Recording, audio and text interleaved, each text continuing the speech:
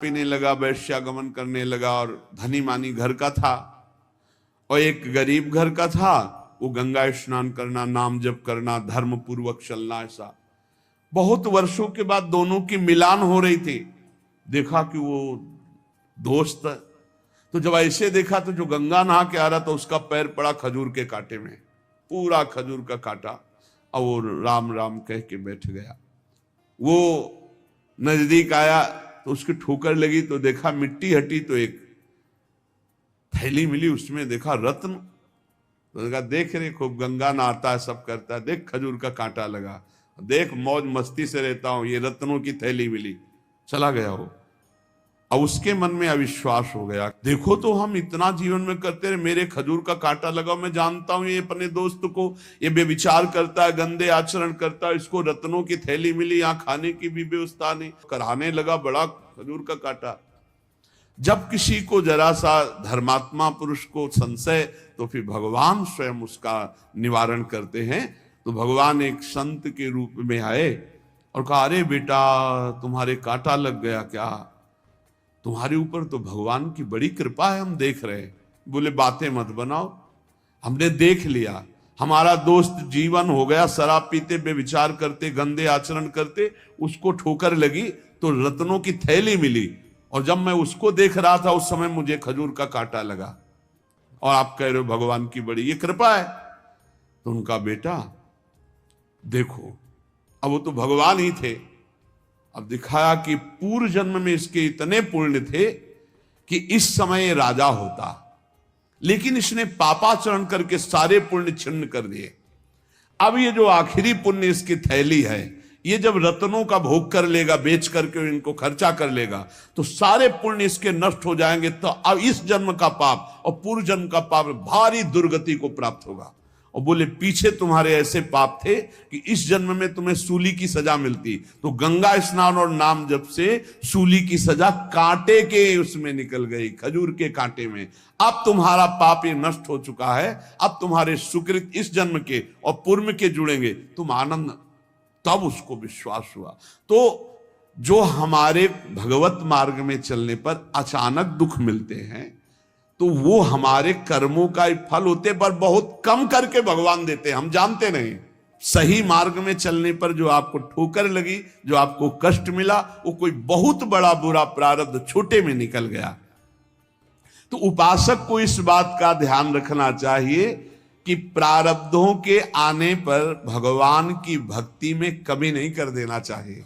स्वेच्छा प्रारब्ध, अनेक्षा प्रारब्ध और परेक्षा प्रारब्ध।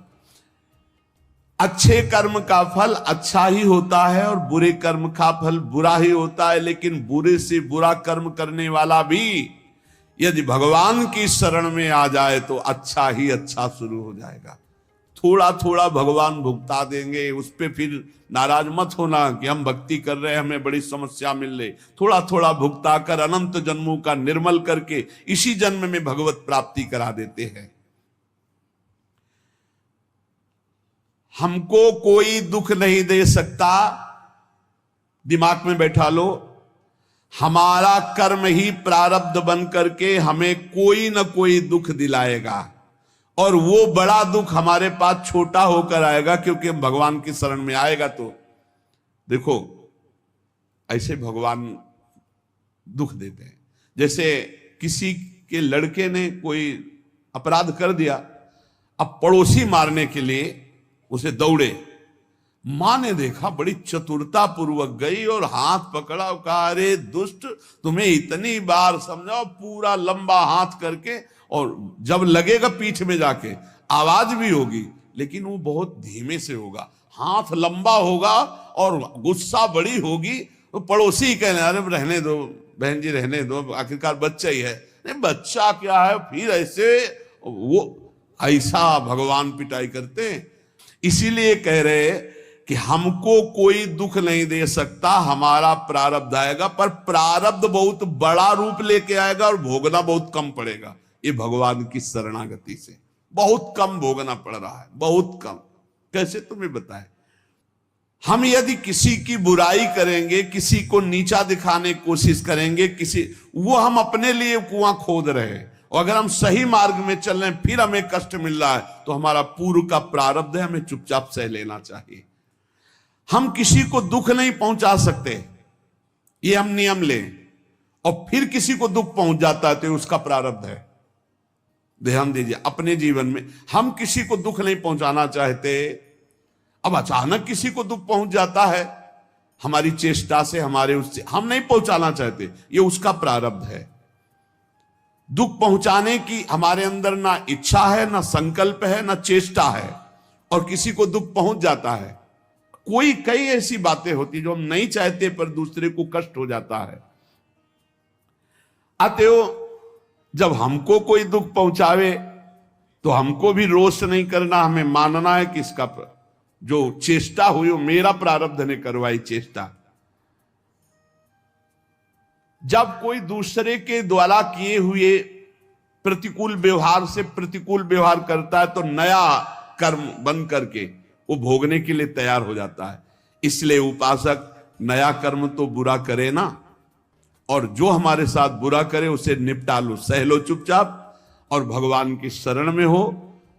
प्रारब्ध अवश्य भोगना पड़ता है, बहुत कम करके भोगना होगा। तो ये प्रश्न बंद कर दो करना कि भगवान की भक्ति में हमको दुख क्यों मिल रहा है। तुम्हारे ही कर्मों को बहुत कम करके भगवान भुगता रहे। निरंतर नाम जप करो, भगवान से पुकार करो। संत संग से मल विक्षेप आवरण का नाश हो जाता है।